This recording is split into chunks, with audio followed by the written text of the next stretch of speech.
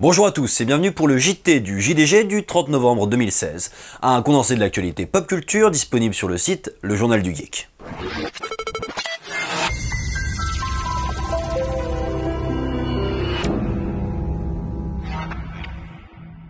Noël arrive à grands pas les amis, et pour fêter ça, Wes Anderson, le réalisateur oscarisé de Grand Budapest Hotel, entre autres, s'est associé à H&M et Adrien Brody pour faire une pub qui sent bon le sapin. De Noël.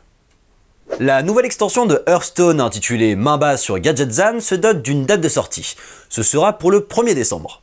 Demain, quoi. Au programme, 132 nouvelles cartes, une mécanique de faction et 3 clans, les Dessoudeurs, la Cabale et Lotus de Jade. De quoi faire prospérer le succès du jeu de Blizzard. Internet. Les films basés sur des faits réels sont légion, mais quel est leur véritable degré de réalisme?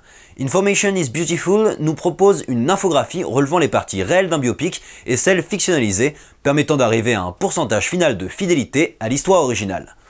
On y apprend par exemple que Selma, le film sur Martin Luther King, est 100% calqué sur la réalité, alors que Imitation Game n'a que 41,4% de faits avérés.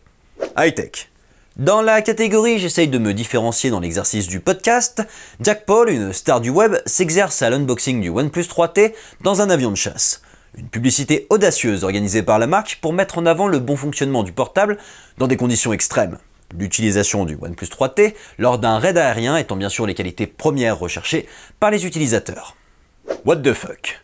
Si vous craignez que Skynet ne prenne possession des drones de la planète pour vous espionner, sachez que le constructeur Drone Shield a mis au point le Drone Gun, un fusil permettant de prendre possession des drones à la portée de votre arme. On n'est jamais trop prudent. C'est tout pour aujourd'hui. L'actualité de la journée vous a plu? Rendez-vous sur le site du Journal du Geek pour lire l'intégralité des articles mentionnés. Quant à moi, je vous donne rendez-vous demain pour toujours plus d'actu sur le JT du JDG.